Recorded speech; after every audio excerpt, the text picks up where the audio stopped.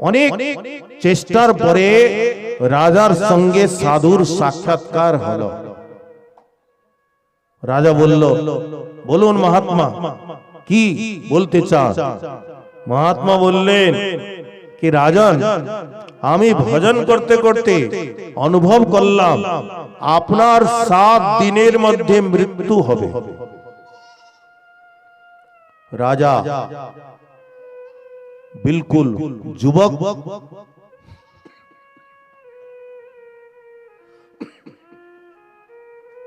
রাজা বলছে, মহাত্মা কি বলছে? বলেন, আমি বিলকুল সত্যই বলছি, 7 দিনের মধ্যেই আপনার মৃত্যু হবে, কোনো উপায় নাই কিছু করার। বলে, কোনো উপায় নাই, আর ये মিথ্যাও হবে না। রাজা দুঃখী হয়ে গেল। বলে, দুঃখী হবার কোনো প্রয়োজন নাই, আমি এও দেখতে পারছি মৃত্যুর পরে আপনি স্বর্গে যাবেন, আর স্বর্গে আপনার অনেক প্রকার ভোগ সামগ্রী মিলবে। আপনি অনেক পুণ্য কর্ম করেছেন, সেই জন্য স্বর্গে অনেক প্রকার ভোগ সামগ্রী মিলবে। কিন্তু আমি এও দেখতে পারছি স্বর্গে যেখানে আপনি থাকবেন সেখানে অনেক মশা থাকে, রাত্রে সে মশাগুলো আপনাকে কামড়াবে, ঘুমাতে দিবে না। চিন্তা নাই রাজন, সেখানে মশারিরও ব্যবস্থা আছে, মশারিও মিলবে। মহাত্মা বলছে, কিন্তু আমি দেখতে পারছি সেই মশারির মধ্যে একটি ছোট ছিদ্র আছে, সেইখান দিয়ে মশাগুলো ঢুকবে আর তোমাকে কামড়াবে, ঘুমাতে দিবে না। রাজন, তুমি যখন মরবে না তখন একটি সুই আর সুতো সঙ্গে করে নিয়ে যাবে, সেই ছিদ্রটাকে সেলাই করবে, আরামসে ঘুমাবে। রাজা বলছে, মহাত্মা মরলে তো এখানে জ্বালিয়ে দিবে, সুই সুতো কি করে নিয়ে যাব? মহাত্মা বলছে, তোমার এত বড় রাজ্য, এত টাকা পয়সা, সোনা চাঁদি, জায়গা বাড়ি, তুমি একটু সুই সুতা নিয়ে যেতে পারবে না? আরে এখানেই তো জ্বালিয়ে দিবে, নিয়ে যাব কি করে? মহাত্মা বলল, আমি তাই বোঝাতেই এসেছি, ওইটাই বলতে এসেছি, যখন যাবে একটি সুই একটি সুতো নিতে পারবে না, কিছুই নিতে পারবে না, আর কেউ নিয়েও যায় না। সবাই বলছে আমার, ये कार ये আমার, ये कार ये আমার, সবই আমার আমার বলছে, কিন্তু যখন যাচ্ছে খালি হাতে চলে যাচ্ছে। পরনের ওই দামি কাপড় নেবে সেদিন কেড়ে। যদি যে কাপড়টা পরে আছো, যদি কাপড়টাও দামি থাকে না, সে কাপড়টাও খুলে নিয়ে যাবে। বিশ্বাস হয় না?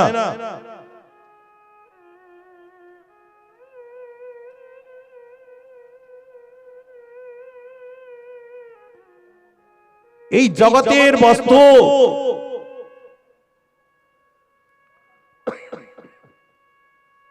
ততদিন আপনি মালিক, যতদিন দেহে প্রাণ আছে। এক মহাত্মা বলছে, মনে করুন আপনি এখন কোটি টাকার মালিক, অরব টাকার মালিক, আপনার মৃত্যু হলো, পরজন্মে আপনি আবার মানব জন্ম পেয়েছেন পাশের এক গ্রামে। কোনো কারণে আপনার মনে আছে পূর্ব জন্মে ये सब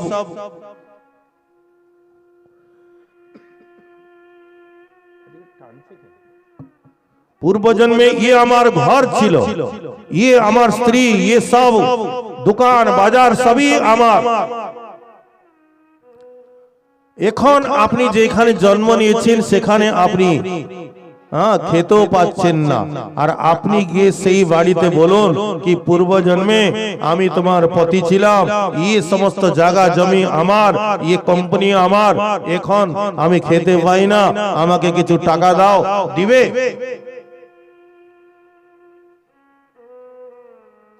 সবই কামিকার বস্তু, কিন্তু দেহ পরিবর্তন হওয়ার ফলে একটি টাকাও আপনি ছুঁইতে পারবেন না। কিন্তু এখানে মহারাজ নেমে বলছেন সেবাধীর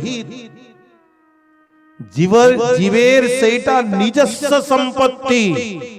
এই সম্পত্তির না চোর চুরি করতে পারবে, না ভাই ভাগ নিতে পারবে, না হারাবার ভয় আছে। মীরাবাই বলছে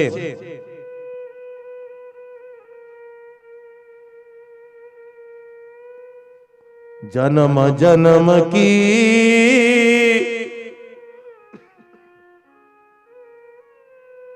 जन्म जन्म की पूंजी पाई, जग में सभी खोबायो। मीराबाई बोलছেন जन्म जन्मेर पूंजी आमी पेয়ে নিলাম, আমাকে প্রাপ্ত হয়ে গেল। আর জগৎবাসী যারা বলছিল ইয়ে আমার সবই খোবায়ো, এখানে সব হারিয়ে তারা চলে গেলেন। আর জন্ম জন্মের পুঁজি আমি জন্মে জন্মে যা কিছু কামিয়ে এসেছিলাম সে সব আমাকে প্রাপ্ত হয়ে গেল। কি সে বস্তু? জন্ম জন্মের এমন কি পুঁজি যেটা মীরাবাই পেলেন আর আমরা পেলাম না? এই সৎসঙ্গ, ये भगवानेर भक्ति, ये जे धर्म आचरण एटा जीवेर निजस्व सम्पत्ति। ये कोनो दिन कोनो जीवनेও हाराबार भय নাই। भागवते একটি প্রসঙ্গ আছে গজগ্রাহ সংবাদ। সেই ত্রিকূট পর্বতের উপরে গভীর অরণ্য, যে ত্রিকূট পর্বত এখানে নয়, ক্ষীর সাগরের দ্বারা বেষ্টিত, ক্ষীর ও দেনা আবৃত ক্ষীর সাগরের মধ্যে এই ত্রিকূট পর্বত বিরাজমান। তিনটি কূট, একটি কূট মানে শিখর, তিনটি শিখর এর, একটি সুবর্ণের, একটি লৌহের আর একটি রৌপ্যের। তিনটি শিখর বলে একে ত্রিকূট পর্বত বলা হয়। সেই আর ये ত্রিকূট পর্বতে সমস্ত দেবতাগণ বিহার করে। সেই ত্রিকূট পর্বতের উপরে গভীর অরণ্য, সেই অরণ্যে থাকতো একটি গজরাজ। বহু শক্তিশালী ছিল ये গজরাজ। যার গন্ধ মাত্রে সিংহগণ ভয়ে পলায়ন করতেন। একবার ये গজরাজ গরমের দিন ছিল, অত্যন্ত গরমের তাপ অনুভব করে স্নান করার জন্য পৌঁছালো। সেই ত্রিকূট পর্বতের উপরে অরণ্যের মধ্যে একটি বিশাল সরোবর ছিল। তার মধ্যে প্রবেশ করে সে জলপান করেছে, স্নান করেছে, সুঁড়ে জল নিয়ে নিজের স্ত্রী পুত্রগণকে স্নান করিয়েছে। কিন্তু সুখদেব গোস্বামী বলছেন কি সেইখানে তার কাল প্রতীক্ষা করতেছিল। সেই জলের মধ্যে ছিল একটি বিরাট গ্রাহ কুম্ভীর। সে কুম্ভীর তার পাকে ধরে নিল। ये গজরাজ মহা শক্তিশালী ছিল, মহা অহংকারীও ছিল। অহংকারে ভাবছে কত ছোট মোটো প্রাণী হবে, আমি জঙ্গলের রাজা, সেই জন্য আমার পাকে ধরেছে, ছেড়ে দিবে। কিন্তু যখন স্নান করে বাইরে আসতে চাইছে আর আসতে পারছে না। কিন্তু গজরাজও কম শক্তিশালী নয়, সে নিজের শক্তি লাগিয়ে সেই গ্রাহকে টেনে টেনে বাইরে নিয়ে আসছে, আর গ্রাহ তাকে টানতে টানতে ভিতরে নিয়ে যাচ্ছে। অন্ততগত্বা সে গ্রাহ জলের জীব ছিল, জলে তার শক্তি অধিক, আর হাতি স্থলের জীব, আর তার রক্তপান করে গ্রাহের শক্তি বাড়তে লাগলো। অন্ততগত্বা আকাশ মণ্ডলে সমস্ত দেবতাগণ এসে তাদের যুদ্ধ দেখছেন। বলছেন সমা সহস্রম বেগয়ন মহিপথে, হাজার বর্ষ ব্যতীত হয়ে গেল তাদের এই যুদ্ধ করতে করতে, কেউই কম পড়ছে না। অন্ততগত্বা সেই গজরাজের শক্তি ক্ষীণ হইতে লাগিল, আর গ্রাহের শক্তি বাড়তে লাগিল। গজরাজ দেখল এইবার আমার মৃত্যু ছাড়া আর কোনো উপায় নাই। তখন সেই সময় সেই গজরাজ ভগবানকে প্রার্থনা করেছে। এখানে প্রশ্ন উঠালেন, যে গজেন্দ্র, যে হাতি কোনদিন স্কুলে যায় নাই, কোনদিন সে পড়ালেখা করে নাই, তো সে কি করে ভগবানের স্তুতি করল? সে কোথা থেকে সংস্কৃত শ্লোক শিখল? সুখদেব গোস্বামী বললেন, প্রাগজন্ম মনুশিক্ষিতম। সে পূর্ব জন্মে এক রাজা ছিল, আর সেই জন্মে ভগবানকে স্তুতি করত, ভগবানের একটি স্তোত্র পাঠ করত। সেই সংস্কার আজকেও নষ্ট হয় নাই, কারণ এ ভক্তির সংস্কার হলো সেবাধীর, এ জীবের নিজস্ব সম্পত্তি, সে কোনদিন নষ্ট হয় না। তো সেই সংস্কারের বলে আজকেও ভগবানের স্মৃতি এসেছে, আর ভগবানকে সেখানে স্তুতি করে, আর ভগবান তার রক্ষা করেছেন। তাই এখানে মহারাজ নিমি বলছেন, ये सत्संग, ये भक्ति, ये धर्म आचरण, ये হচ্ছে জীবের নিজস্ব সম্পত্তি, সেবাদীর, ये চুরি হবার ভয় নাই, হারাবার ভয় নাই। এমন এই সৎসঙ্গের মহিমা, আর সেই সৎসঙ্গ আমরা প্রাপ্তি করছি মহাপ্রভুর পাবন চরিত্র মাধ্যমে। এই প্রসঙ্গে কবিরাজ গোস্বামী 14টি শ্লোকে মঙ্গলাচরণ করে, 6টি শ্লোকে মহাপ্রভুকে জানালেন, 5টি শ্লোকে নিত্যানন্দ তত্ত্ব বর্ণন করলেন, 2টো শ্লোকে অদ্বৈত তত্ত্ব বর্ণন করে, 1টি শ্লোকে পঞ্চতত্ত্বকে তিনি নিরূপণ করলেন। পঞ্চতত্ত্ব এক বস্তু, কিছু নাই ভেদ, রস আস্বাদনের বিবিধ বিভেদ।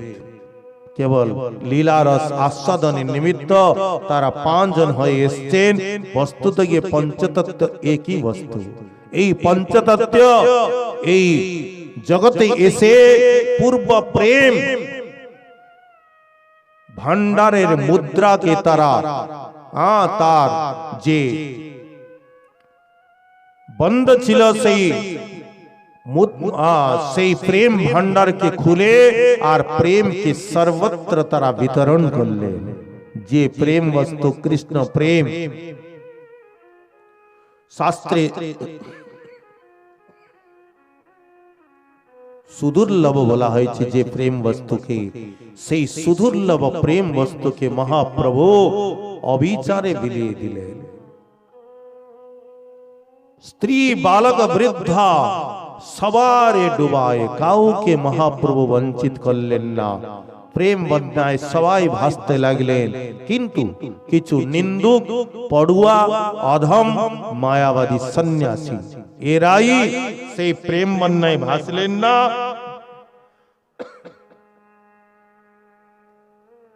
প্রেম থেকে এরা বঞ্চিত হয়ে গেলেন। তখন মহাপ্রভু এদেরকেও ডুবাবার জন্য তখন তিনি সন্ন্যাস গ্রহণ করলেন। আর সন্ন্যাসী বুদ্ধিতে যখন তারা মহাপ্রভুকে প্রণাম করলেন, তাদের অপরাধ দূর হলো, অপরাধ খণ্ডন হলো, তারাও প্রেম প্রাপ্তি করে ধন্য হলেন। কেবল কাশীর মায়াবাদী সন্ন্যাসীগণ তারা বঞ্চিত রয়ে গেলেন। তো মহাপ্রভু যখন বৃন্দাবন গমনের চলে কাশীতে পৌঁছালেন, তপন মিশ্র আর চন্দ্রশেখর আচার্য বললেন কি প্রভু, এই সর্বত্র সন্ন্যাসীগণ আপনার নিন্দা করছেন, আপনার নিন্দা আর আমরা শ্রবণ করতে পারছি না। মহাপ্রভু হাসলেন, বৃন্দাবন গমন করলেন। বৃন্দাবন থেকে তিনি যখন ফিরলেন, 2 মাস কাল চন্দ্রশেখর আচার্যের গৃহে থেকে তিনি সনাতন গোস্বামী পাদকে নানা প্রকার সাধ্য সাধন তত্ত্বের উপদেশ প্রদান করলেন। সেই সময় চন্দ্রশেখর আচার্য তপন মিশ্র নিবেদন করলেন কি প্রভু,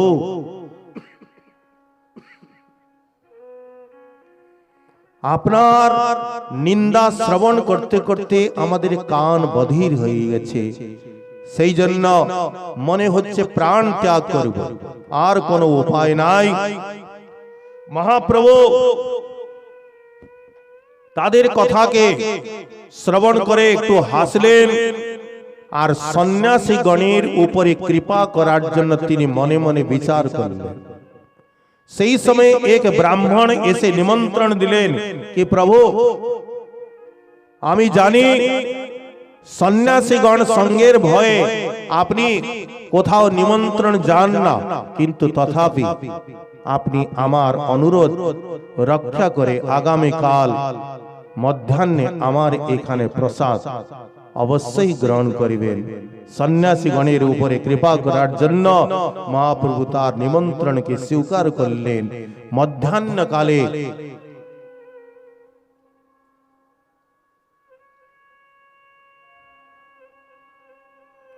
মহাপ্রভু সেখানে উপস্থিত হয়,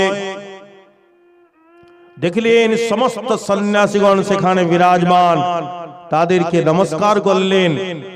আজ পাদ প্রক্ষালনের জন্য সেই পাদ প্রক্ষালন স্থানে গেলেন। পাদ প্রক্ষালন করে মহাপ্রভু সেইখানেই বসে কিছু ঐশ্বর্য প্রকাশ করলেন। সমস্ত সন্ন্যাসীগণ দেখছেন সেই প্রকাণ্ড শরীর, কোটি কোটি সূর্যের মতো প্রকাশ। সেই প্রকাশকে দেখে সমস্ত সন্ন্যাসীগণের চিত্ত আকর্ষিত হল, সবাই একসঙ্গে দাঁড়িয়ে উঠলেন। আর সন্ন্যাসীগণের যিনি গুরু ছিলেন প্রকাশানন্দ, তিনি মহাপ্রভুর হস্ত ধারণ পূর্বক আর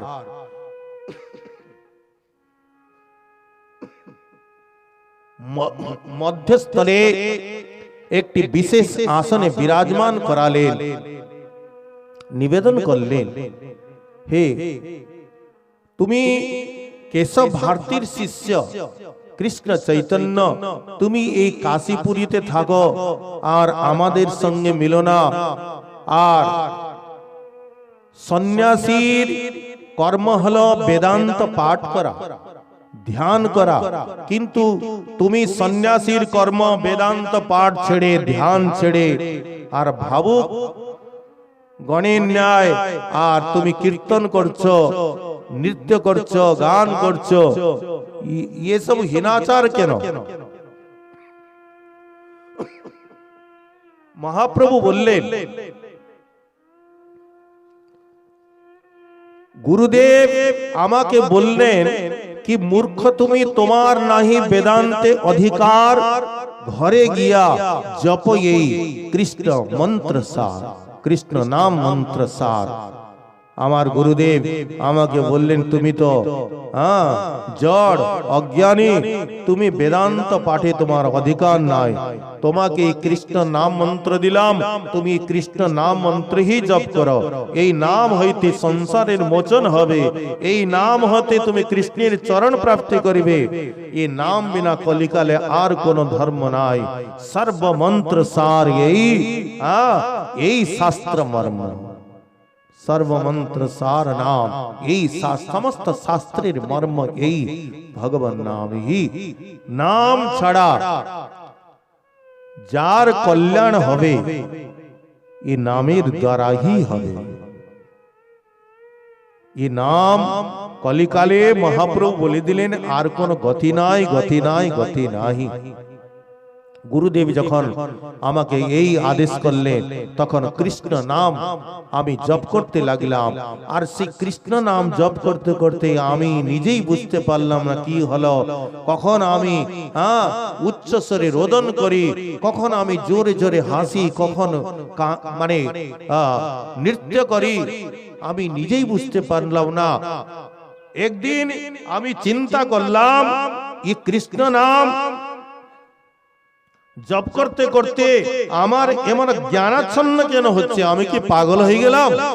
তখন গুরুদেবকে গিয়ে জিজ্ঞাসা করলাম কি কিবা মন্ত্র দিলা গোসাই, কিবা তার ফল, জপিতে জপিতে মন্ত্র করিল পাগল। গুরুদেব আপনি কি মন্ত্র দিলেন যে মন্ত্র জপ করতে করতে আমি কখন হাসি, কখন নাচি, কখন গাই, আমি নিজেই বুঝতে পারি না। তখন গুরুদেব হেসে বললেন, আরে এ তো শুনে গুরু হাসি বলিলা বচন। কৃষ্ণ নাম মহামন্ত্রের এই তো স্বভাব, যেই জপে তার কৃষ্ণে উপজয়ে উপজয়ে ভাব। আরে কৃষ্ণ নামের এইটাই ফল বাবু, যে কৃষ্ণ নাম জপ করিবে কৃষ্ণের চরণে তার ভাব উৎপন্ন হবেই হবে। এবং ব্রত সুপ্রিয় নাম কীর্ত্য়া জাতানুরাগ দ্রুত চিত্ত উচ্চৈ হসত্যিত রৌদিতি রৌতি গায়ত তুন্মাদ বদরুত্যতি লোকবাজ্য। এবং ব্রত সংকল্প পূর্বক যারা সুপ্রিয় নাম কীর্ত্য়া, নিজের প্রিয় ইষ্ট দেবের অথবা যে নাম নিজেকে ভালো লাগে অথবা গুরু প্রদত্ত নাম যারা সংকল্প পূর্বক গ্রহণ করে, কি হয়? জাতানুরাগ, ভগবানের চরণে তাদের অনুরাগ উৎপন্ন হয়, প্রেম উৎপন্ন হয়। এই স্বাভাবিক, যে নাম জপ করিবে তার ভাব উৎপন্ন হবেই হবে। দ্রুত চিত্ত উচ্চৈ, চিত্ত দ্রবীভূত হয়। উচ্চৈ হাসতি, সে কখন উচ্চস্বরে হাসে, ভগবানের কোন লীলাকে দেখে সে উচ্চস্বরে হাসে। রোদিতি, আবার কখন রোদন করে, আর রৌতি চিৎকার করে। উন্মাদ বদ নৃত্যতি, কখন পাগলের ন্যায় নৃত্য করে। লোক বাহ্য, বাহ্য শূন্য হয়। কৃষ্ণ নাম জপের এইটাই ফল। শ্রী গুরুদেব বললেন কি পঞ্চম পুরুষার্থ কৃষ্ণ বিষয়ক প্রেম परम पुरुषार्थ, जार आगे तृणतुल्य चारे पुरुषार्थ। ये धर्म अर्थ काम मोक्ष, ये चारटी पुरुषार्थ। पंचम पुरुषार्थ ये कृष्ण प्रेम, जार आगे तृणतुल्य चारी पुरुषार्थ। ये जे प्रेम वस्तु सुनते तो किछुई लागे ना, सुनते बोलते किछुई लागे ना, ये जेमन तेमन वस्तु नय। ये श्री रूप गोस्वामी पाद बोलेছেন ज्ञानतः सुलभा मुक्ति, भक्ति यज्ञादि पुण्यत सेयं साधन सहस्रै, हरि भक्ति सुदुर्लभा। भगवानेर भक्ति, भक्ति माने ये जे प्रेम वस्तु सुदुर्लभा, मुक्तिं ददाति करहिचित् स्मन भक्ति योगम। जन्म जोगेन संकेन दान व्रत तपोद्धरे व्याख्या स्वाध्याय सन्यासै न प्राप्नुयात् यत्नवान अपि। जाके संख्येर द्वारा, जोगेर द्वारा, स्वाध्यायेर द्वारा, तपस्यार द्वारा যত্ন করলেও পাওয়া যায় না। ये प्रेम वस्तु ये तो सहज वस्तु न, সেই ভগবত প্রেম বস্তু জীবের যখন আস্বাদন হয় তখন এই জগতের বস্তু সব কিছু তাকে তুচ্ছ বোধ হয়। গত প্রসঙ্গে শ্রবণ করলাম সনাতন গোস্বামী সেই পারস মণিকে তিনি কুড়া দানে ফেলে দিয়েছেন। তাহলে কি, তাহলে এমন বস্তু উনি আস্বাদন করছেন। प्रतिपदम पूर्णामृतास्वादनम आनंदाम्बुधिवर्धनम, आनंद सागरे तारा निमज्जित হয়। रूप गोस्वामी पाद বলছেন तुंडे तांडविनी रति तुंडा तुंडे तांडविनी रति वितनुते तुंडावली लब्धये কর্ণ ক্রোড় কড়ম্বিনী ঘটয়তে कर्णार्बुधेव स्प्रियां चेत प्रांगण संगिनी विजयत। ये कृष्ण नाम যখন মুখে উচ্চারিত হয়, জিহ্বায় উচ্চারিত হয়, তখন কোটি কোটি জিহ্বার কোটি অভিলাষা জাগে। তুণ্ডে তাণ্ডবিনী রতিং তুণ্ডাবলী, অনেক তুণ্ড এক তুণ্ডে যখন রূপ গোস্বামী পাদ কৃষ্ণ নাম উচ্চারিত হয়, রূপ গোস্বামী পাদ বলছেন তখন তুণ্ডাবলী ইচ্ছা হয় আমাকে একটি জিহ্বা কেন দিলেন, আমাকে একটি মুখ কেন দিলেন, কোটি কোটি জিহ্বা কেন দিলেন না। ये कृष्ण नाम ये तो मधुर, একটি জিহ্বাতে কৃষ্ণ নাম উচ্চারণ করে আমার তৃপ্তি হচ্ছে না, কোটি কোটি জিহ্বার স্পৃহা উৎপন্ন হয়। কর্ণ ক্রোড় কড়ম্বিনী ঘটয়তে, ये কৃষ্ণ নাম যখন কানের গুহরে প্রবেশ করে তখন কোটি কোটি কানের স্পৃহা জাগে।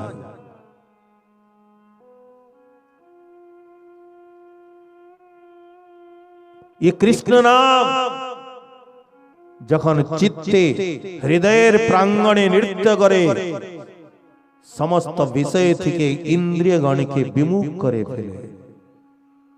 न जाने कियद्धि रमृतै कृष्णेति बन्नदै।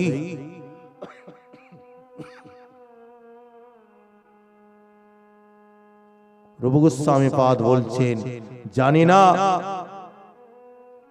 ये कृष्ण नाम এমন কি অমৃত বস্তুর দ্বারা ये গড়া হয়েছে যার মধ্যে এত মধু।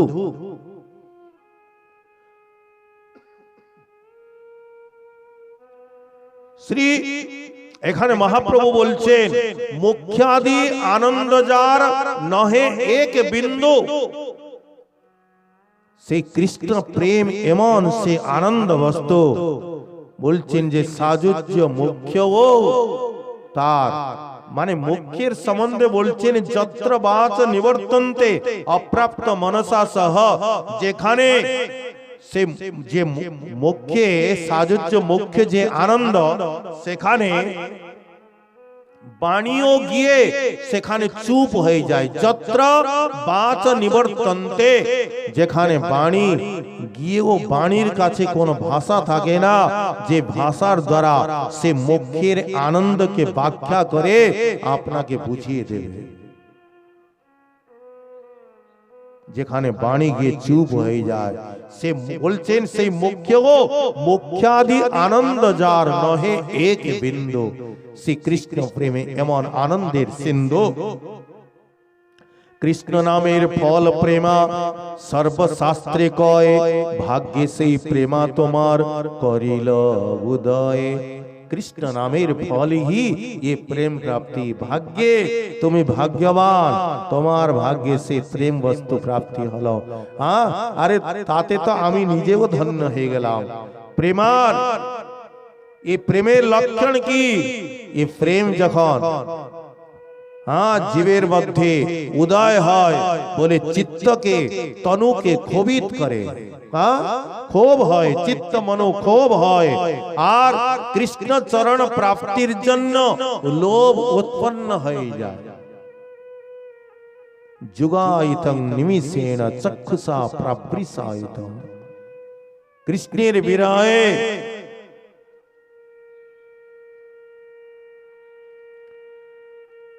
একটি ক্ষণ ত্রুটি যুগায়তে ত্বাম অপশ্যতাম। গোপীগণ বলছেন একটি ত্রুটি কাল আমাদেরকে যুগের মতো প্রতীতি হয়।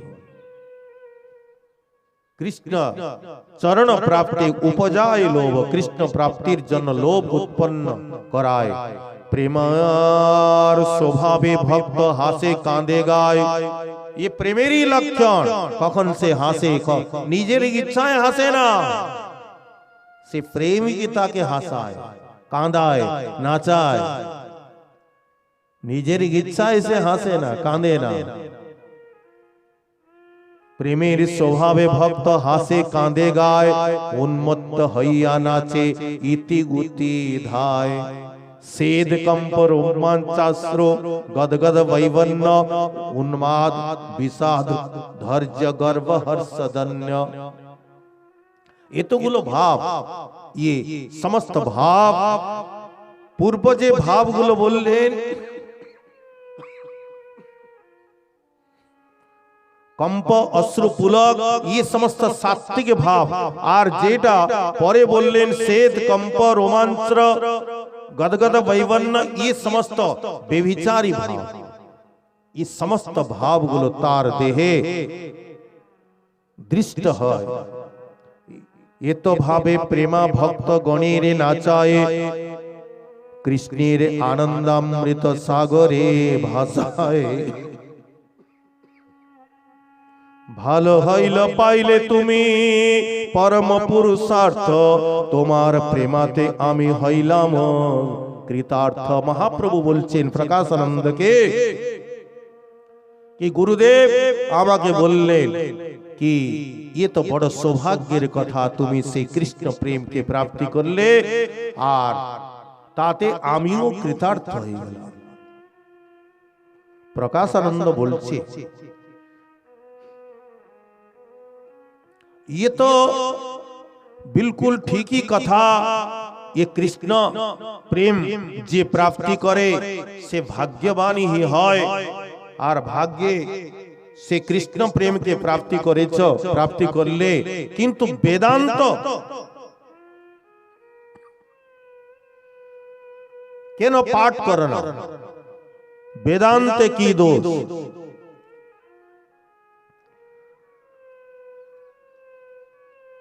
जे किछु कइले तुमी सर्वसत्य হয়, कृष्ण प्रेमा जेई पाए तार जार भाग्य हृदय।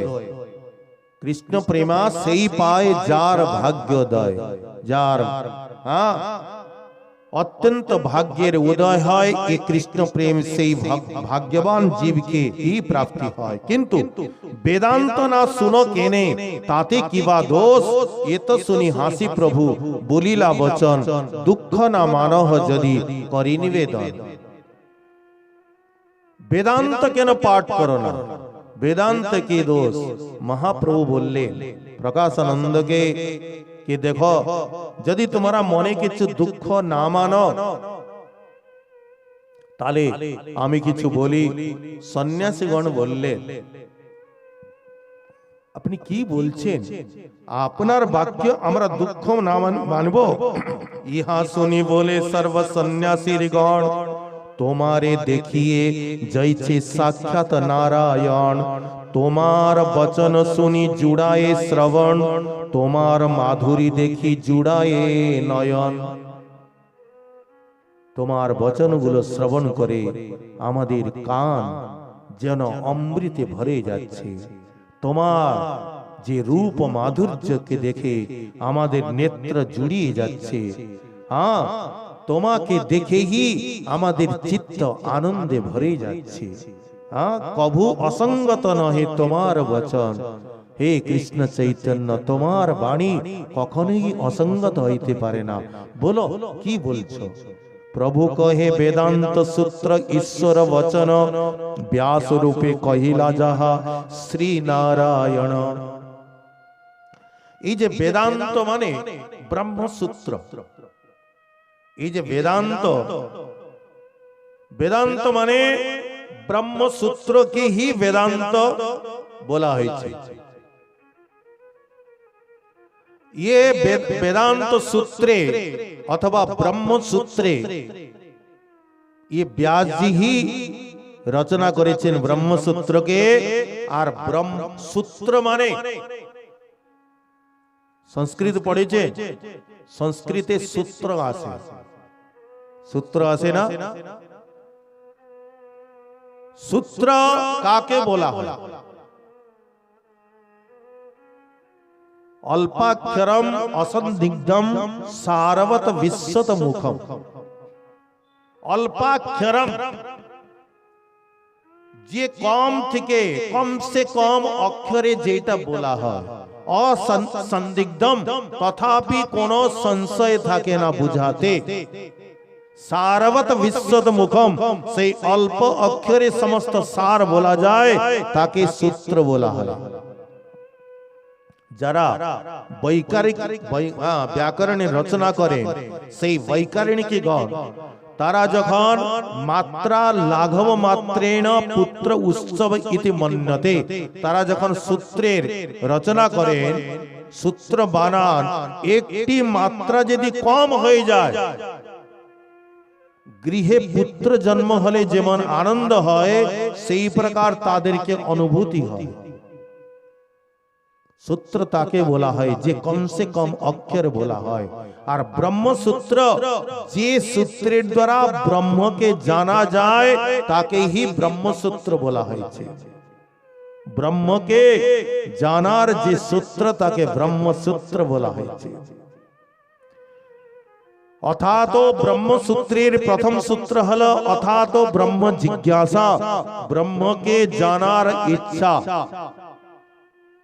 কি ব্রহ্ম? আমরা ব্রহ্মকে জানতে চাই। প্রশ্ন উঠল, কে ব্রহ্ম? বলে জন্মাদ্যস্য যতঃ, যতঃ যাহা হইতে, জন্মাদি অস্য জগতঃ, এই জগতের জন্ম হয় যিনি উৎপত্তি করেন। জন্ম আদি, আদি শব্দে এর পালন করে, এর সংহার করে, তিনিই ব্রহ্ম। এই প্রকার সে ব্রহ্মসূত্রের ছোট ছোট সূত্র শ্রী বেদব্যাস মহারাজ বর্ণন করেছেন, মানে ব্রহ্মকে নিরূপণ করেছেন। কে ব্রহ্ম? আমরা ব্রহ্মকে জানতে যাই। আর শঙ্করাচার্য কি করলেন? তিনি ব্রহ্মকে নিরাকারবাদকে স্থাপনা করলেন। শ্রী এখানে মহাপ্রভু এদের অদ্বৈতবাদ, শঙ্করাচার্যের মত হলো অদ্বৈতবাদ মত। অদ্বৈতবাদ মানে দ্বৈত নয়, দুটো নয়। মত কাকে বলা হয় জানেন? জীব আর ঈশ্বরের মধ্যে এই সম্বন্ধটা কি, এইটাই মত। এই যত সব ভাষ্য লেখা হয়, নিম্বার্ক ভাষ্য, গৌড়ীয় ভাষ্য, রামানন্দ ভাষ্য, এই সমস্ত ভাষ্যের একই তাৎপর্য। এক মায়া, দ্বিতীয় ভগবান, তৃতীয় জীব। এই তিনটি তত্ত্ব নিয়েই সব খেলা। এই তিনটি তত্ত্বকে যে জেনে নেয়, তারই বেড়া পার। তাকে এই দুঃখময় সাগরে আর ভ্রমণ করতে হয় না। আর ততক্ষণ জীব এখানে ভ্রমণ করতে থাকবে। কতদিন? কোনো হিসাব নিকাশ নাই। কতদিন থেকে ভ্রমণ করছে, কতদিন ভ্রমণ করবে, তার কোনো হিসাব নিকাশ নাই, যতক্ষণ সে নিজের স্থানে না পৌঁছাচ্ছে। এই জীব, ভগবান যখন জীবগণের সৃষ্টি